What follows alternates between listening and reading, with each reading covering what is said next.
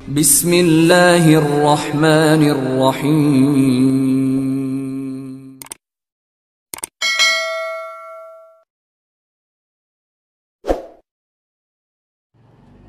نحمدہ و نصلی علی رسولہ الکریم اما بعد اعوذ باللہ من الشیطان الرجیم بسم اللہ الرحمن الرحیم۔ سب دیکھنے سننے والوں کو السلام علیکم۔ رب اشرح لی صدری ویسر لی امری واحلل عقدۃ من لسانی یفقہوا قولی۔ آج 20واں پارہ لیے ہوئے آپ کے سامنے حاضر ہوں۔ 20ویں پارے کی ابتدا میں سورہ نمل ہے جس کا ذکر پہلے ہو چکا، اور پھر اس کے بعد آج 2 سورتوں کا ذکر میں کروں گا آپ کے سامنے۔ پہلی سورہ قصص ہے۔ سورہ قصص جو ہے جیسا کہ نام ظاہر ہے، قصہ کی جمع ہے قصص۔ یہاں حضرت ابراہیم علیہ السلام اور حضرت موسیٰ علیہ السلام کے قصوں کا ذکر بھی موجود ہے۔ خاص طور پر حضرت موسیٰ علیہ السلام جو ہیں ان کا ذکر موجود، اور پہلے 5 رکوع جو ہیں وہ حضرت موسیٰ علیہ السلام کے بارے میں ہی موجود ہیں کہ کس طرح حضرت موسیٰ علیہ السلام اس دور میں پیدا ہوئے جب فرعون کو ایک خواب آیا تھا، اور خواب کی تعبیر اسے بتائی گئی تھی کہ تیرا تخت الٹنے والا یہاں پیدا ہونے والا ہے، تیرے لیے بربادی کا باعث بننے والا پیدا ہوگا ایک لڑکا۔ تو طے یہ پایا کہ جو لڑکے پیدا ہوتے ہیں انہیں مروا دو اور لڑکیوں کو زندہ چھوڑ دو۔ پھر یہ طے کچھ عرصے بعد پایا کہ چلو 1 سال جو ہے وہ لڑکوں کو مار دو اور 1 سال جو ہے وہ انہیں زندہ چھوڑ دیا جائے۔ جس سال مارنے کا حکم تھا حضرت موسیٰ علیہ السلام اس سال پیدا ہوئے۔ اللہ نے ان کے ماں کے دل میں یہ بات ڈال دی کہ تم اس طرح بچے کو بچاؤ کہ اسے ایک صندوق میں بند کرو اور دریا کے حوالے کر دو، دریا کا پانی بہا کر حضرت موسیٰ علیہ السلام کو اس فرعون کے دربار میں ہی لے گیا۔ پھر حضرت موسیٰ علیہ السلام کی ماں کو قرار نہیں ملتا تھا، تو اللہ نے ایسی تدبیر فرمائی کہ حضرت موسیٰ علیہ السلام کسی عورت کا دودھ پینے کو تیار نہ ہوئے، اور پھر ان کی بہن جو پیچھے پیچھے نظر رکھے تھی کہ حضرت موسیٰ علیہ السلام کس حال میں ہیں، کہاں ہیں، انہوں نے فرعون کو بتایا، فرعون کے درباریوں کو بتایا کہ میں ایک گھرانے والوں کو جانتی ہوں جو اس کو دودھ پلا سکتے ہیں، اور حضرت موسیٰ علیہ السلام کی والدہ کو ہی بلایا گیا اور حضرت موسیٰ علیہ السلام نے اپنی والدہ کا ہی دودھ پیا۔ اس طرح نبی کریم صلی اللہ علیہ وآلہ وسلم کو جس طرح اللہ تعالیٰ نے راحتیں پہنچائی ہیں، اسی طرح حضرت موسیٰ علیہ السلام دیکھیے ان کی والدہ کو بھی راحت پہنچائی گئی، اور حضرت موسیٰ علیہ السلام بھی اپنی والدہ کی گود میں ہی ابتدائی طور پہ پلے۔ پھر فرعون کے دربار میں وہ بڑھتے جاتے ہیں، توانا مضبوط ہوتے جاتے ہیں۔ ایک دن واقعہ یہ بھی مذکور ہے کہ وہ ایک دن پھر نکلتے ہیں، دیکھتے ہیں کہ ان کے قبیلے کا ایک اسرائیلی شخص ایک قبطی غیر اسرائیلی شخص سے لڑ رہا ہے، تو حضرت موسیٰ علیہ السلام ذرا ڈرانے کے لیے ایک مکہ مارتے ہیں اس قبطی شخص کو، اس غیر اسرائیلی شخص کو، اور اللہ کے حکم سے وہ فوت ہو جاتا ہے۔ حضرت موسیٰ علیہ السلام ڈرتے ہیں، لیکن اسرائیلی کہتا ہے میں کسی کو نہیں بتاتا۔ پھر اگلے دن آپ ڈرتے ڈرتے جو ہے گزرتے ہیں اس راہ سے، تو پھر دیکھتے ہیں پھر وہی جھگڑ رہا ہے۔ اب جب وہ پھر مدد کے لیے پکارتا ہے، حضرت موسیٰ علیہ السلام کہتے ہیں تو ہی جھگڑالو ہے،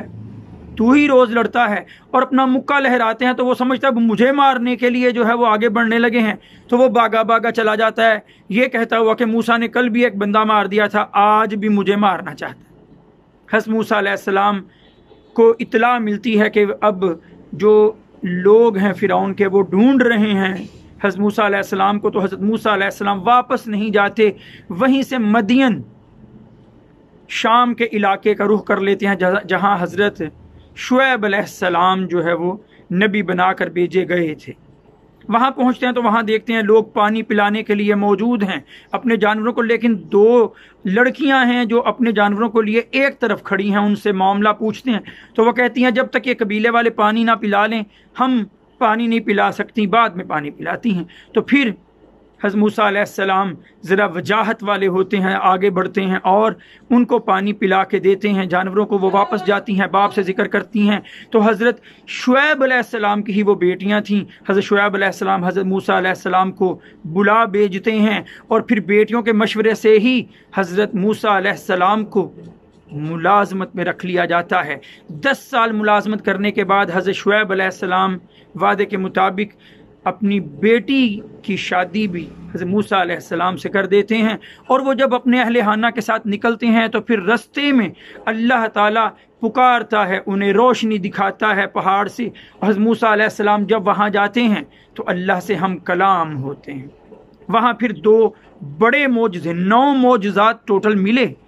حضرت موسیٰ علیہ السلام کو، بڑے بڑے، لیکن ان میں سب سے بڑے 2 معجزے کہ لاٹھی کا، آپ کے عصا کا اژدہا بن جانا، بڑا سانپ بننا، اور اپنے گریبان میں ہاتھ ڈال کر باہر نکالنا تو وہ چمکتا ہوا باہر نکلنا، ان سب کا یہاں ذکر موجود ہے۔ یہاں موسیٰ علیہ السلام کا قصہ اللہ تعالیٰ نے بیان فرمایا ہے۔ پھر میں اگر دیکھوں، آگے بڑھ جاؤں سورہ قصص میں، تو آیت نمبر 71، 72 اور 73 میں اللہ تعالیٰ نے جو ہے ہماری توجہ جو ہے وہ ایک بات کی طرف دلائی، جیسے میں نے کل بھی کہا، اس سے پہلے بھی، کہ اللہ تعالیٰ اپنی نعمتیں گنوا کر ہماری توجہ دلایا کرتا ہے حقیقت کی طرف، کہ اللہ کو پہچان جاؤ، ایک مان جاؤ۔ اللہ تعالیٰ فرماتے ہیں، اب دیکھیں طویل حصہ 71، 72، 73 میں اللہ تعالیٰ فرماتے ہیں، کل اے نبی ان سے کہہ دو، ارأیتم کیا تم دیکھتے ہو، ان جعل اللہ علیکم اللیل سرمدن، اگر اللہ تعالیٰ مستقل تم پر رات ہی کر دے، الی یوم القیامت، قیامت کے دن تک، تو کیا ہوگا؟ من الہ غیر اللہ، کون اللہ کے سوا کوئی معبود ہے، یاتیکم بضیاء، جو دوبارہ تمہارے لیے دن کی روشنی پیدا کر دے، افلا تسمعون، کیا تم سنتے نہیں؟ پھر کل، اور ان سے نبی کہہ دیجئے، ارأیتم کیا تم نے غور کیا، ان جعل اللہ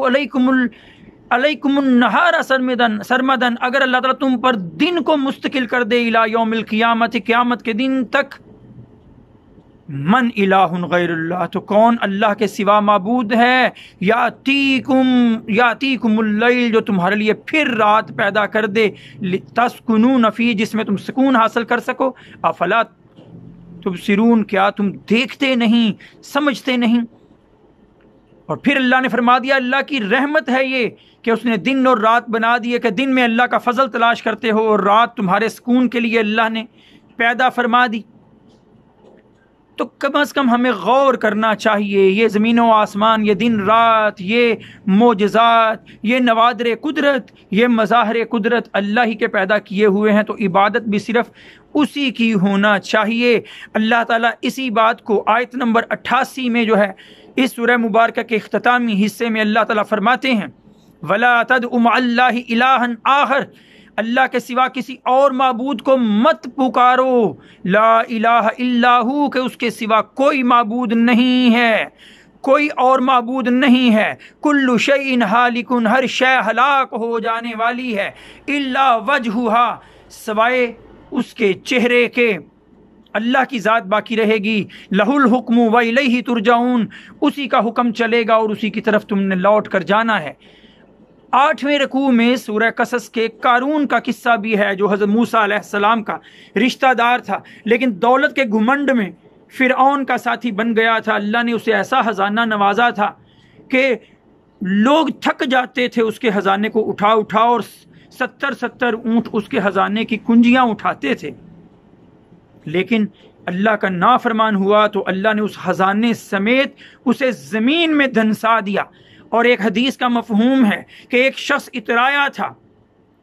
اللہ کے سامنے غرور اور تکبر کیا تھا اس نے، اللہ نے اسے زمین میں دنسا دیا اور وہ قیامت تک دنستا چلا جائے گا۔ غرور اور تکبر کا ٹھکانہ جہنم ہی ہے، انجام برا ہی ہے۔ آگے بڑھوں تو سورہ عنکبوت ہے، عنکبوت کا مطلب مکڑی، آگے یہ واقعہ بھی آئے گا، آگے یہ مثال بھی آئے گی۔ رکوع نمبر 1 سے 4 تک اللہ تعالیٰ نے حضرت نوح علیہ السلام، حضرت ابراہیم علیہ السلام، حضرت لوط علیہ السلام، حضرت شعیب علیہ السلام، حضرت موسیٰ علیہ السلام کی قوموں کا ذکر فرمایا اور ان میں نافرمان لوگوں کا بیان کیا۔ नूह अलैहिस्सलाम की कौम बुत परस्ती में पड़ी, हज़रत इब्राहीम अलैहिस्सलाम की कौम बुत परस्ती में पड़ी, लूत अलैहिस्सलाम की कौम बेहयाई के काम में पड़ गई, शुएब अलैहिस्सलाम की कौम अल्लाह के साथ शिरक करने के साथ साथ नाप तोल में कमी करती थी। मूसा अलैहिस्सलाम के सामने फिरऔन ने, कारून ने, हामान ने तकब्बुर दिखाया और अल्लाह ने क्या फरमाया इन सब के लिए। आयत नंबर 40 देखिएगा, फ़कुल्लन अख़ज़ना बिज़ंबिही, हमने इन सब को फिर पकड़ा इनके गुनाहों पर। फ़मिनहुम मन अरसलना अलैहि हासिबा, किसी पर हमने तेज़ आंधियों की सूरत में, छा जाने वाली आंधियों की सूरत में हमने अजाब भेजा। वमिनहुम, और उनमें से किसी, मिनहुम, उनमें से ऐसे भी हैं, मन अहज़तहु सयहतु, जिसको फिर एक तेज़ आवाज़ ने आ पकड़ा, चिंगाड़ ने, ज़लज़ले ने आ पकड़ा। वमिनहुम मन खसफ़ना बिहिल अर्ज़, और कुछ ऐसे हैं जिनको हमने ज़मीन में दनसा दिया, अभी मैंने कारून का जिक्र किया। वमिनहुम मन अग़रक़ना, और किसी को हमने गरक कर दिया जैसे कि फ़िरऔन। वमा कान अल्लाहु लियज़लिमहुम, अल्लाह इन पर जुल्म नहीं करता है, वलाकिन कानू अनफुसहुम यज़लिमून, लेकिन ये तो खुद जुल्म का रास्ता, नाइंसाफ़ी का रास्ता अपनाते हैं और फिर अल्लाह के अजाब का मुस्तहिक ठहरते हैं। और फिर अल्लाह ताला ने अगली आयत में ही इनके आमाल की मिसाल दी कि जो काफिर लोग हो जाते हैं, जो अल्लाह को छोड़कर दूसरों को पुकारने लगते हैं, जो खुद को माबूद समझने लगते हैं, उनकी खाम ख्याली, उनकी गलत फहमी, उनकी कम फहमी कैसी है, क्या करवाती है उनसे। अल्लाह ताला फरमाते हैं आयत नंबर 41 में, मसलुल्लज़ीन इत्तख़ज़ू मिन दूनिल्लाहि औलिया, मिसाल उन लोगों की जो अल्लाह को छोड़कर किसी दूसरे को माबूद बनाते हैं, कमसलिल अनकबूत, उनकी मिसाल मकड़ी की तरह है। इत्तख़ज़त बैतन, जो घर तो अपने बनाती है, लेकिन व इन्ना औहनल बुयूती, और सबसे कमज़ोर घर जो है, लबैतुल अनकबूत, वो मकड़ी का घर है। मकड़ी घर बनाती रहती है, जाले बुनती रहती है, लेकिन वो जाला कमज़ोर तरीन है घर उसका। मुनाफिक, काफिर, मुशरिक भी ऐसे ही ख्याली पलाव बनाकर और ख्याली किले जो है वो तामीर करके जहाँ बैठा है वो कुछ भी नहीं सिवाय मकड़ी के जाल के। लौ कानू यालमून, काश ये लोग जान लें। फिर आयत नंबर 45 में अल्लाह ताला ने नमाज की अहमियत बयान फरमाई कि इन्नस्सलात तन्हा अनिल फहशाई वल मुनकर वला ज़िक्रुल्लाहि अकबर, कि नमाज बेहयाई और बुराई के कामों से रोकती है, और याद रखो सबसे बड़ा जिक्र अल्लाह ही का ही है, सबसे बड़ा सवाब अल्लाह के जिक्र का ही है। नमाज, हम दिन में 5-5 बार अल्लाह के हजूर पेश होते हैं, लेकिन हमारी नमाजों के बाद ना गुनाह हमसे छूटते हैं, ना बेहयाई के काम छूटते हैं। याद रखिए, अल्लाह की किताब झूठी नहीं हो सकती, अल्लाह की बात झूठी नहीं हो सकती, हमारा अमल झूठा हो सकता है। हमारी नमाजों में वो खशू व हजू, वो आजिज़ी, वो इनकसारी और वो लगन ही नहीं है जिससे नमाज के ये नताइज हमें हासिल होते हों। वरना तो नमाज का हर हर रुकन अपने अंदर आजिज़ी लिए हुए कि हाथ बांधे अल्लाह के सामने आजिज़ी से खड़े होते, गर्दन झुका के रकू कर देते और अपनी सारी की सारी जो बड़ाई है उसको अल्लाह के हजूर गिरा के सजदे में गिर जाते। तो ये तो है ही आजिज़ी और आजिज़ी ही। अगर नमाज में आजिज़ी आ जाए, अगर अल्लाह की तरफ ध्यान हो जाए, तो फिर यकीनन बेहयाई और बुराई के कामों से बचा जा सकता है। और सूरह अनकबूत के आखिरी हिस्से में एक बार फिर से अल्लाह ताला